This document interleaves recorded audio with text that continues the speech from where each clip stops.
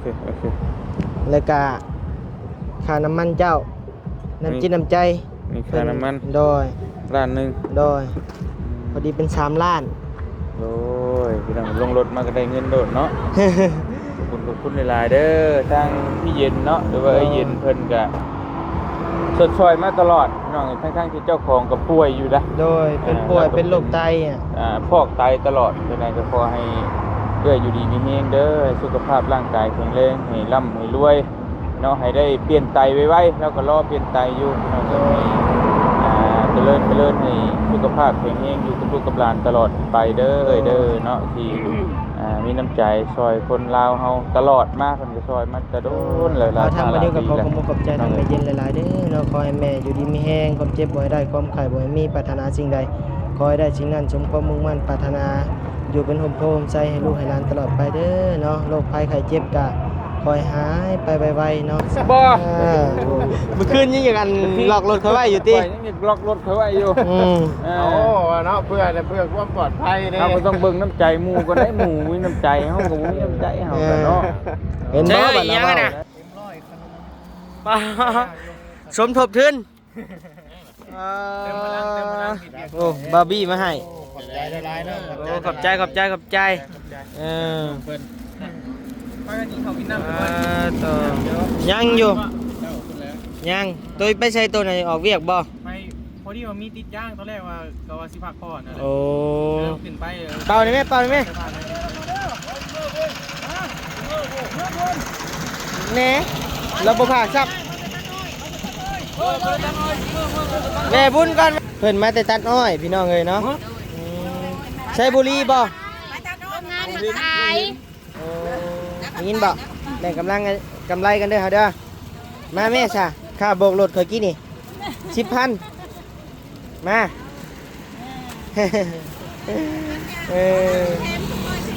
โดย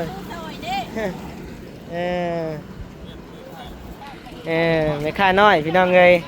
เป็นลูกสาวแล้วนี่แหละเนาะเจ้าของที่โตบันนี้สาวนี่แหละงามได้ใหญ่มากพี่น้องเอ้ยได้ยินบ่ฮึบดูเล่นเลย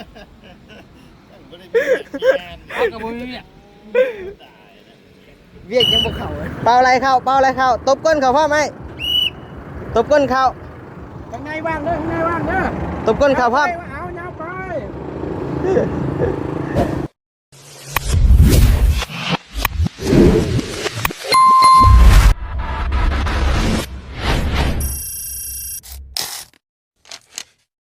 ใช่เฮ้ยยังไงนะสมทบทุนโอ้บาร์บี้มาให้ขอบใจหลายๆเนาะโอ้ขอบใจเพิ่นไปกันนี่เขากินน้ำต่อยังอยู่ยังตัวไปใช้ตัวไหนออกเวียกบ่ไปพอดีว่ามีติดย่างตอนแรกว่าก็ว่าสิพักผ่อนนั่นแหละโอ้ขึ้นไปหาสายพานหน่อยหนึ่งเลยกลับมาหรือบ่นี่บ่กำลังสิไปนี่ตอนแรกว่าสิบ่ไปแล้วค่ำเลยโอ้ยได้อยู่คันเก่าหรือคันใหม่เฮ้ยโอ้ยคันเก่าแล้วเนาะแว่นรถเจ้าอยู่ในรถข่อยได้จะซื้อใหม่เลย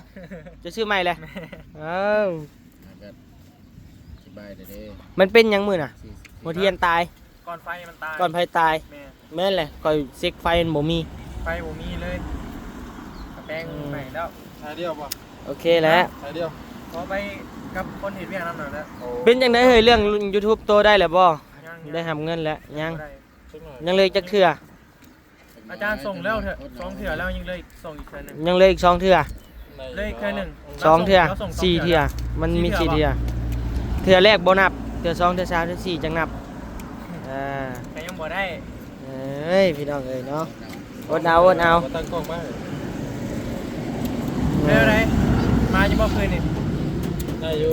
เนาะได้800,000มาเบียกมาลินน้ำเด้อโอเคโอ้มือโบกรถเก่าได้แต่น้อยจนใหญ่บ่ไรเอ้ยสวัสดีเจ็บปีรถตลาดพุ่นตั้งแต่แลนแข่งพุ่นก็บ่นิ้วพุ่นพี่น้องเอ้ยได้สมัยได้2สายฟ้าแม่ใหญ่กว่าสายฟ้าได้นึงเฮาน้อยกว่าเพิ่นเฮาน่ะโอ้ตะกี้เนาะแม่นใหญ่น้ำตลาดนั่นแหละ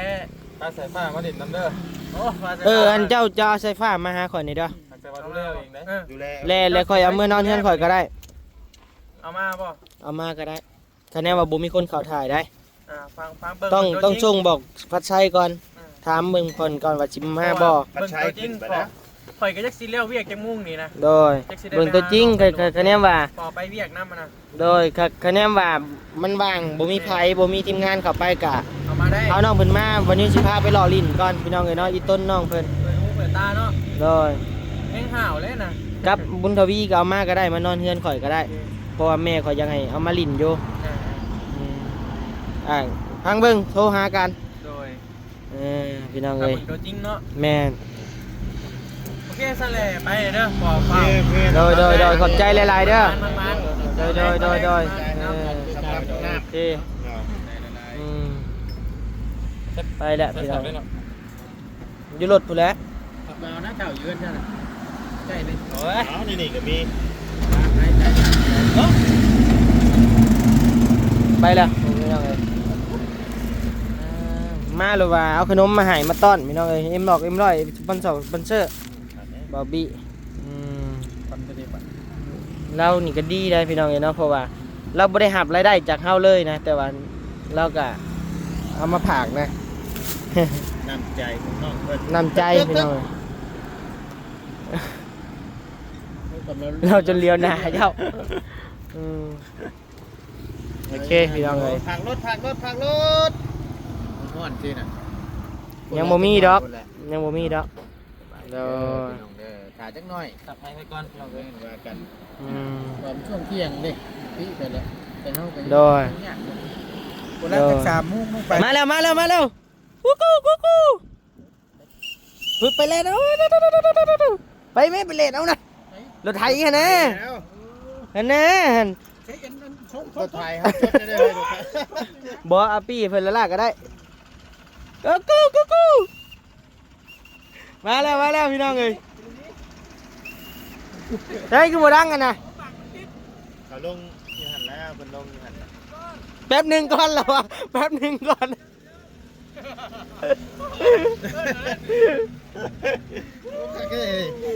มาเพิ่น เบิ่งพี่น้องเอ้ย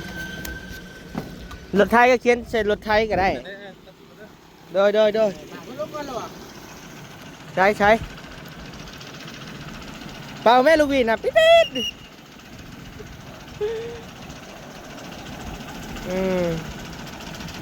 ่แหละ แม่ รถไทยก็มานี่น่ะ เอาหมดงานนี่พี่น้องเอ้ย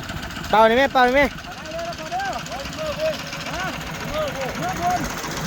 แหน่เราบ่ผากซับแม่บุญก่อนแม่ลินบุญก่อนเอาโอ้เข่าบ่นี่ เอาพี่ โอ้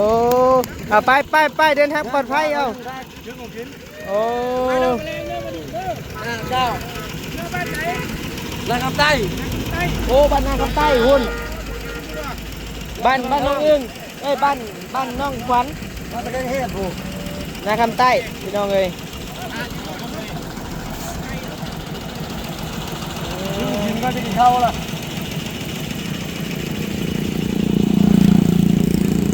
นะพี่น้องเอ้ย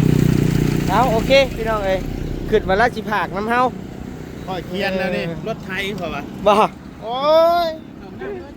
เย็นนะ เคียนแล้วโยมหมูเป่าปิดเยอะใส่ได้ทางนี้อ่ะก็เสียใจเด้ เสียใจ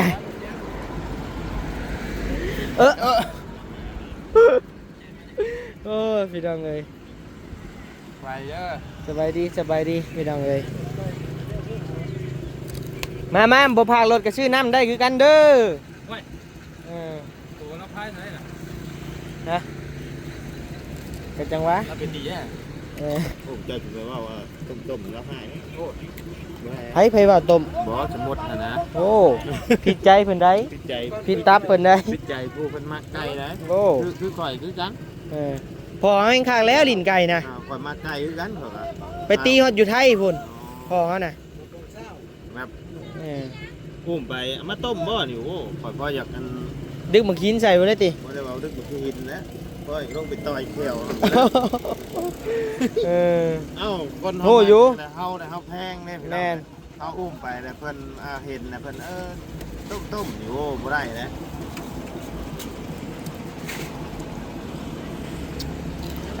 พอให้กระติกหมักไก่นะ แม่น ตั้งแต่เฮายังบ่ทันเกิด ง่ายก็มักคือกัน อืมไก่ตัวละจักล้านนี่โอ้โหชื่อมัดชื่อกบชื่อเขียนให้ไก่กินชื่อเอียนชื่อหยังให้ไก่โอ้โห เอียนเป็นปลาคอ เออ ซีดโอ้ยครบเบิดผู้ใดผู้เพิ่นมักไก่ ยาก็ราคาเป็นล้าน2 ล้าน แม่น เฮาก็ยังยอมเฮาเลยบ่มักเฮาน่ะ อ้ายก็มักคือกันไก่ เฮาบ่มักเฮาพี่ได้ว่าเพิ่นเอาไปตีเพิ่นดูดหัวดูดหยังเอ้ยอันหยัง ทุกอย่างเลยแหละเวลา เออ ตามันปิดเฮาก็ต้องได้ ยิบอีก ได้ทุกอย่างเนาะ บ่ไหว ครับ ยอม อ้ายก็เฮ็ดได้อยู่ก็นิดหน่อย ได้อยู่ ไปดิโอ้ยแค่ว่าไก่เพิ่นชนะก็ตบสังเวียนสิว่าบ่ ตบจังเบียนเฮาไปเฮาแบบว่าไก่เฮาได้เปรียบเฮาตบจังเบียนนี่ก็เพิ่นก็ให้คือกันนะ ห้าอยู่แต่ว่าใจมันขึ้นตอนน่ะเด้ แต่ว่าใจขึ้นนะแบบ ไก่แพ้คนบ่แพ้อะ เออก็นั่นแหละตอนยังน้อยเขาก็เคยไปลินไก่ก็พออยู่ แม่น ไก่พอตีชนะโอ้ตบสังเวียนสิว่าบอกตั้มใจ แต่พายผู้ที่แพ้ โอ้ใจหายแล้ว โอ้คนอยากให้นะตก แม่น จังเบียนเด้อ่า กันอย่างนี้มัน อ่า ไก่แพ้คนบ่แพ้ยังวะเอาโอเคพี่น้องเอ้ยว่าเรื่องไก่ เอามาเบิ่งนี่ต่อบัดนี้เห็นบ่ครับบุกแล้วก็ได้ขายเห็นบ่เบิ่งมาเบิ่งท่างนี้ก่อนโธ่ชื่อน้ำซอยนางเพิ่นลูกเจ้าบ่นี่นะเบิ่งไอ้ลูกเจ้าบ่นึ่งข้าวยี่วิเล่นเล่น ก็มีก็จังหวะนั้นนึง สิรอบุญบ่ เอาอยู่ดินบุญนั่งเอารถกันวันนี้ก็มาเล่นนั่งนี่แหละบุญนั่งก็มีเพียงก็มีมาเลยบอกว่าได้แล้วบอลโดดไปนี่ นอนบ่ได้ได้นอนน่ะนอนต้องเสีย200,000 ผู้ตาย โอ้ตาย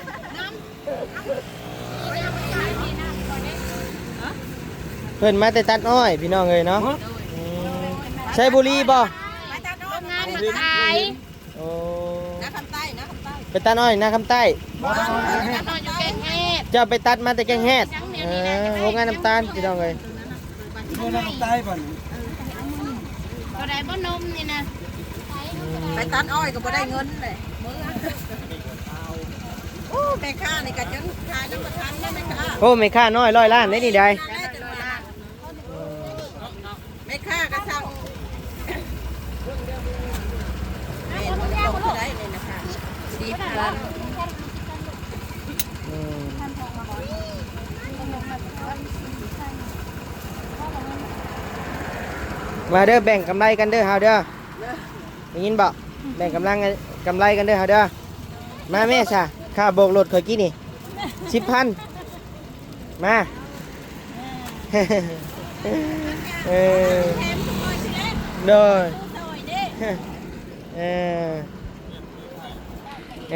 ไม่ค่าน้อยพี่น้องเอ้ยเป็นลูกสาวเรานี่แหละเนาะเจ้าของที่ตัวบันทึกเสานี่แหละงามได้ใหญ่มากพี่น้องเอ้ยได้ยินบ่ จะเปียกเนาะ เอ้ยเปลี่ยนจากน้ำเอ้ยเป็นลูกเคยบ่ได้บ่ฮะ อันไหน เด้ถ่าลูกสาวแล้วใหญ่สิมาจีบลูกสาวแล้ว จักปีอ่ะ จักแหละยังจีบบ่ได้ดอกซำนี่ ถามมาน้องวันเสียวเจ้าอยู่บ่ จีบบ่ได้ดอกซำนี่ บ้าถ้ากูยาวนะ นั่นแหละถ่ายังอันถ่าใหญ่ก้อนยังวะ คำหนึ่งจะเข่า สองคำกันยังว่าเท่า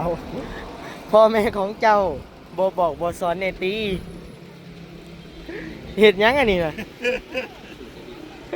อ๋อเห็ดหยังนี่เบิ่งไอ้ต้นเอาใช่ฮึบดูเล่นเลย เอากระบุยเนี่ย เวียกยังบ่เข้าเลยนี่แหละพี่น้องไอเดินนี่ก็ถือว่ากว้างบ่กับบ่กว้างห้อมบ่กับบ่ห้อมพี่น้องเอ้ยเนาะกว้างเติบอยู่ โอเคพี่น้องเอ้ยเนาะ มาพี่หามสบายดีสบายดีหนุ่มมือมาไงงามๆโอ้พี่น้องเอ้ยมาได้บ้านได้หามโอ้เฮ้ยส่งเจ้าขึ้นแนวนั้นมาลินบุญบ่โอ้มาลินงานบุญพอเฒ่าเพิ่นพามาพี่น้องเอ้ยนี่แล้วมาฝากรถน้ำเอานะบ่าวเอาเงินให้ลินบุญเด้อเดี๋ยวแป๊บนึงอันนี้เด้อโดยขอบใจฮะมาลินบุญเด้อโดยส่งเจ้าคือขาดในนั่นหามบ่ เอ้ยเนาะพี่น้องเอ้ยเสือแล้วกะกินข้าวเลยบ่หามมายืนใกล้กันมึงดูสบายดีเด้อพ่อเฒ่าเด้อใจหนาคือมืดแท้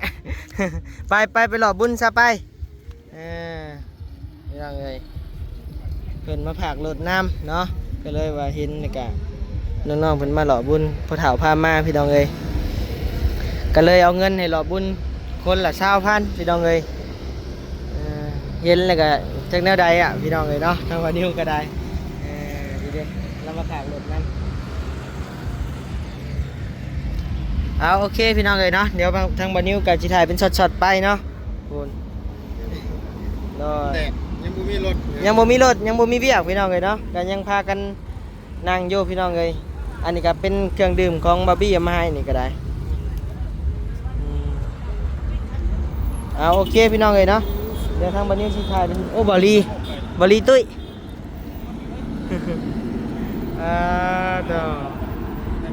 โอเคพี่น้องเอ้ยเป่าอะไรเข้าตบก้นเขาพ่อไหมตบก้นเขา ข้างในว่างเด้อ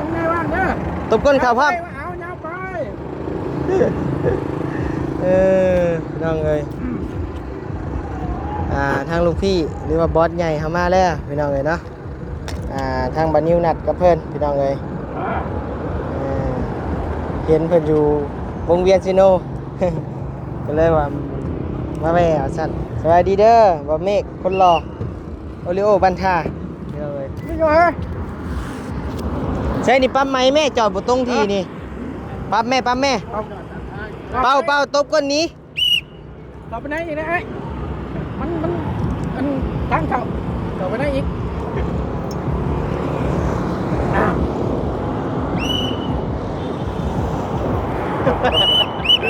ตบก้นเขาเรากลับรถได้น่ะ ใช่เอาไปเอาหลอดแล้วบาดนี้ ไล่เลยไล่เจ้าย่านก่อนเลยนะไล่เลยไล่ก่อนเลยป่ะจอดก่อนฮ้อนเลยไปดิ เนาะอยากฮ้อนอยู่มาเข้าห่มมาพี่น้องเอ้ยเบิดมือใช่น่ะคือ3คันผู้4คันผม แต่ที่นั่นอยู่บ่เนาะ จังว่าแล้ว คืออยากมิดอิมซิมอยู่ ถ้ามันฮอดเด้ แมลง บางมือแมลง ไปดีเด้อ โดยสบายดี พี่น้องเรียนห้องขึ้นอยู่เนาะแมลงแต่ว่า ไปทางไหนไอ้ ขึ้นไปพุ่นแล้วน้าเพก นาแพกพอดีแล้วมาพ่อกันกับสีมีข่าวดีแจ้งน้ำเลยแล้วก็สิมอบให้เลย บ่ โดย ข่าวดียังมักเด้อข่าวดี ก็ดีแหละ ข่าวร้ายเดี๋ยวบ่มักปานใด คักอยู่ดีอยู่ มีทั้งแม่เพิ่นแม่เย็นนั่นแหละ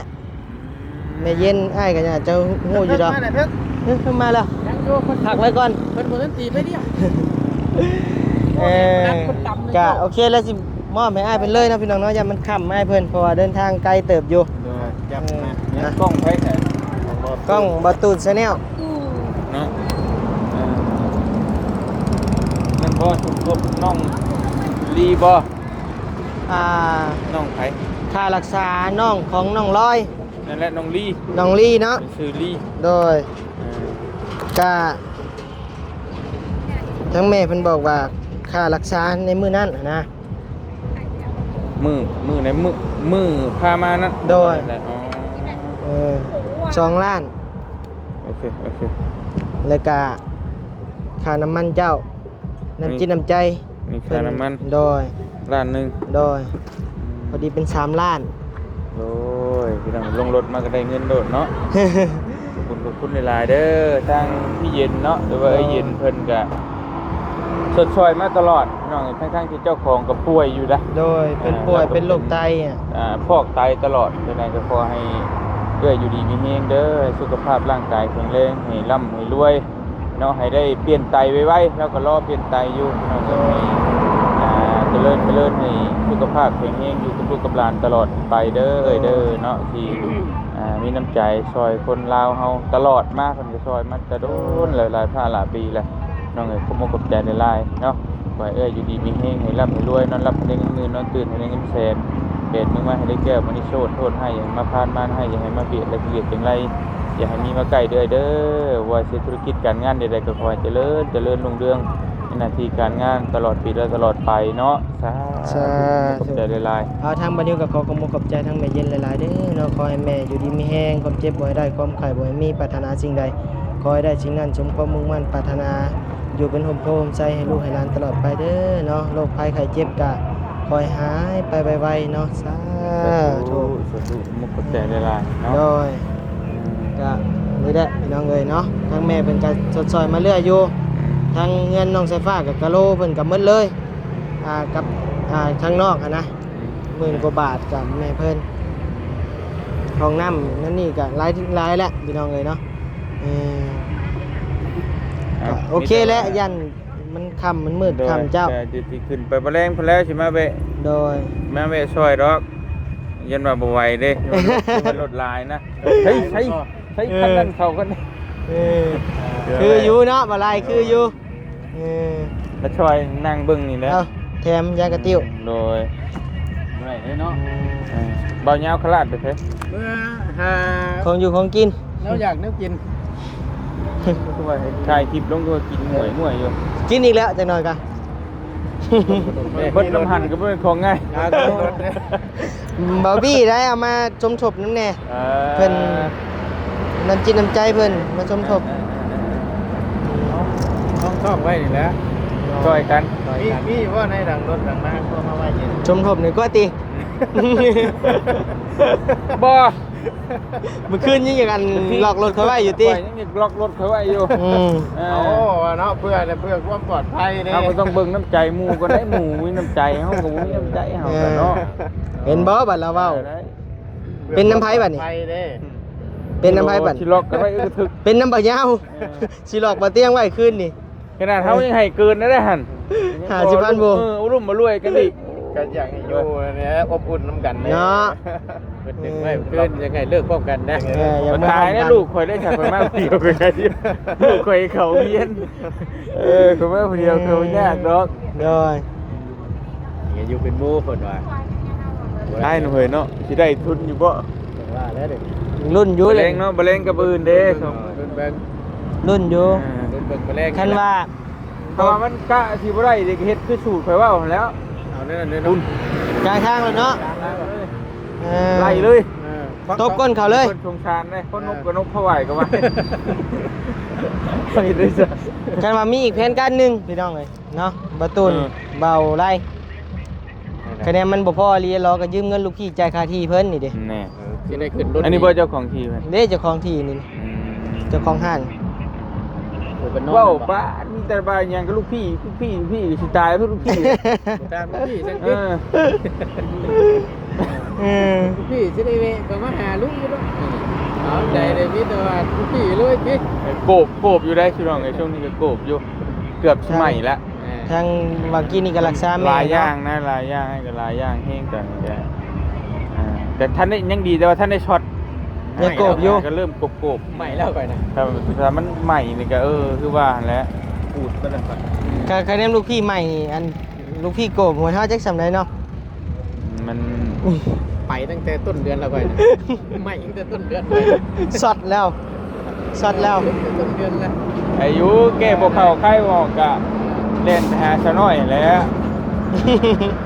ก็เตียงก็เอาเล่าดูตลอดจะได้3เดือนออกเด้เอาดูอยู่แต่ก็บ่ได้ถ่ายคลิปถ่ายหยังดอกนะแต่ละ10 20ล้านได้เป็น โด บ่ได้เติมน้ำมันไปทางไกลนะเอาตลอดได้เนาะนั่นแหละ เอาโอเคอย่ามันค่ำมันมืดได้ ไปไอ้ไปป้าเด้อ โดยสบายดีโดย โดยเฮงๆ ไอ้เมฆ ปังๆเด้อ โดย สาธุสาธุบ่เล่น ได้บุญจังหาล้างให้หน่อยเนาะ อุ้ยสาธุ2ล้านนี่ก็สาธุแหละ ได้พูดแล้ว เดี๋ยวบ่ได้บ่จะได้ยาเว้ย บ่ให้มันจุ๊บอันโต ค่าที่ก่อนเนาะ ค่าที่แล้วยิ่งดีแล้ว เหนื่อยดิ เนาะบ่มันอันนั้นเนาะมันไก่ประตูเนาะ น้อยนึง แม่น มีประตูใช่อยู่นี่ครับก็ ปั๊บนี่เนาะ ขออนุญาตรถได้ชนกัน อืม ซิ่งกันเก่าเด้ ทางเบื้องไงให้ทั้งคุณล้นน่ะจังสิมาอยู่ดอกได้อยู่ดอก อยู่นี่ก็แคบอยู่ แคบอยู่แถวผู้มันแคบอยู่เฮากว้างอยู่เฮานี่ สบายง่ายอยู่ พวกพี่ทางออกให้พูดถึงก่อน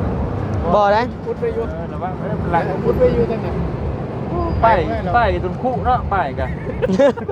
มันเหี่ยนแห้งเลยเด้ มันนอนแหลดเด้ ผมคิดว่ารถลายมันชุยออกชุยเข้า บ่แม่น มันรีหม คิดว่ารถลายเลยทุยไปทุยมากเลยป้ายคู่โมเมนต์เนาะ เด้อ บ่แม่นไงพูดแล้ว ใช่ ค่ำๆก่อนจังค่อยว่ากันตัวนั้นค่อยเอาเงิน ไปแชนเดอร์ โอเคโดย แรงมาแม่ ไป เด้อ เด้อพี่น้องเด้อ โดย มาบ่ไล่ขอบมกขอบใจหลายๆเนาะ เดี๋ยวก่อยสิเล่น ไป โอ้ตายเครียด อันนี้ก็ทำอันนี้ก็ท หมดเลย ำอันนี้ก็ท แม่นบ่ติบยิ่งดีแต่ส่งบ่นำ ำไปแล้วพวกพี่น้องเอ้ยรถฮะก็มีได้3คัน4คันคนหลอดพี่น้องเอ้ยใช้หมดเลยบ่รถมา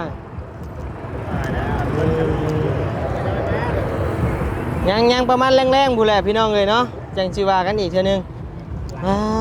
โต ยิ้มเข่าแล้ว มาบัดนี้ สิขอลุกขึ้นไปขอหน้าจากเจ้าขอหน้าข้าไก่ไก่ก่อนเด้อ ไปก่อนเด้อไปก่อนเด้อ เข่าลำบงกู ไปหาลง แล้วปีนี้ยังบ่ได้รออยู่พี่น้องเอ้ยเบิ่งที่แล้วเนาะ เต้นอยู่นี่แล้ว ได้นี่แหละเฮากัน อ่า ไผนี่ไผนี่ไผรถไผนี่